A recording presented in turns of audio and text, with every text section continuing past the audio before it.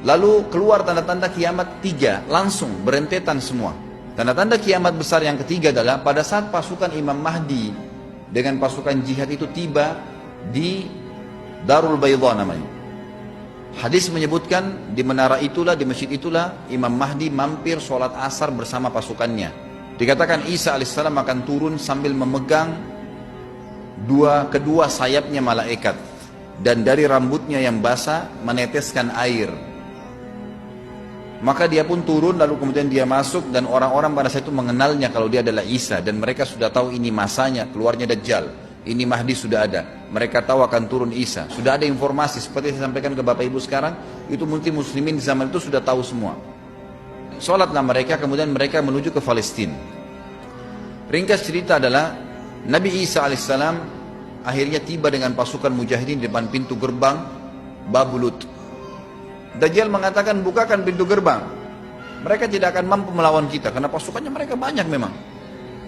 Maka Dajjal dengan sombongnya menunggu di depan pintu gerbang. Pada saat dibuka, Dajjal kaget melihat ada Isa alaihissalam. Dan pada saat itu kata Nabi SAW, Dajjal faham kalau sudah tiba ajalnya. Begitu melihat Isa alaihissalam, dia lari dan badannya sambil meleleh di depan para pengikutnya. Pada saat Dajjal mati, pengikutnya pada ketakutan semua. Mereka anggap Dajjal Tuhan, mereka anggap Dajjal orang yang perkasa lah, orang yang kebal lah, beragam macam kelebihan. Mereka kaget pada saat mati, maka bertebaranlah mereka dan akhirnya mereka sembunyi di bawah pohon dan di atas batu. Kemudian batu dan pohon akan memberikan penjelasan, hai muslim ini Yahudi, bunuhlah. Maka dibunuhlah pada saat itu mereka. Lalu Nabi Isa alaihissalam memimpin di muka bumi, dan kata Nabi SAW, pada saat itu Islam, agama Islam yang dibawa oleh Nabi SAW akan masuk ke semua rumah di muka bumi, gak tersisa. Satu dunia ini semuanya Islam. Hadis sahih. Maka Nabi Isa alaihissalam memimpin pada saat itu, disebutkan dalam hadis 40 tahun dengan ketenangan menerapkan hukum Islam.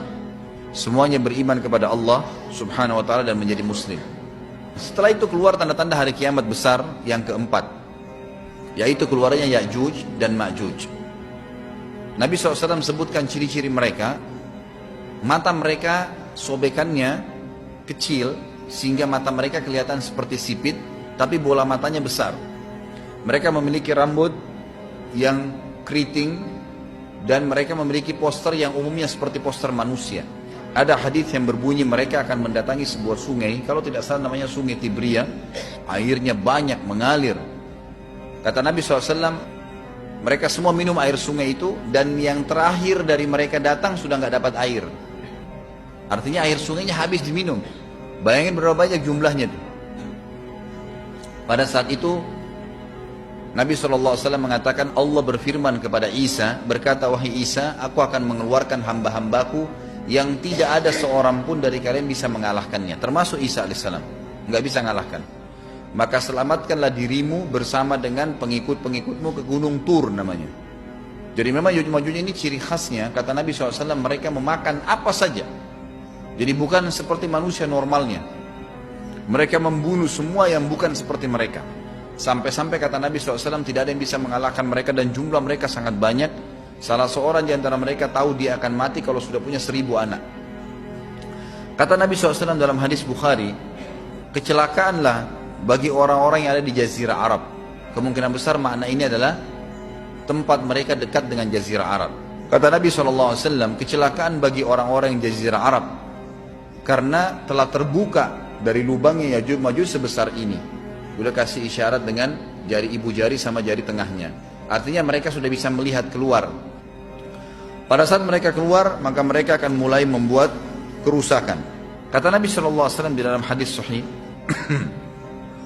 riwayat Imam Bukhari, bahwasanya Ya'juj Ma'juj akan membunuh siapapun yang mereka temui. Bahkan pada saat mereka sudah merasa menguasai bumi, mereka melepaskan anak-anak panah mereka ke langit. Lalu Allah menurunkan anak-anak panah mereka sebagai fitnah dipenuhi dengan darah. Maka mereka berkata, kami telah membunuh semua yang ada di bumi dan semua yang ada di langit. Kata Nabi SAW, Allah lalu mengizinkan Isa untuk berdoa kepada Allah agar memusnahkan mereka. Maka Isa alaihissalam pun akhirnya berdoa, meminta kepada Allah subhanahu wa ta'ala agar mereka semua dimusnahkan. Maka pada saat itu pun Allah Subhanahu wa taala menurunkan kepada mereka hama. Sebagian hadis menyebutkan serangga kecil seperti cacing, banyak sekali yang menimpa tubuh-tubuh mereka. Setiap orang satu, dan itu membuat mereka mati.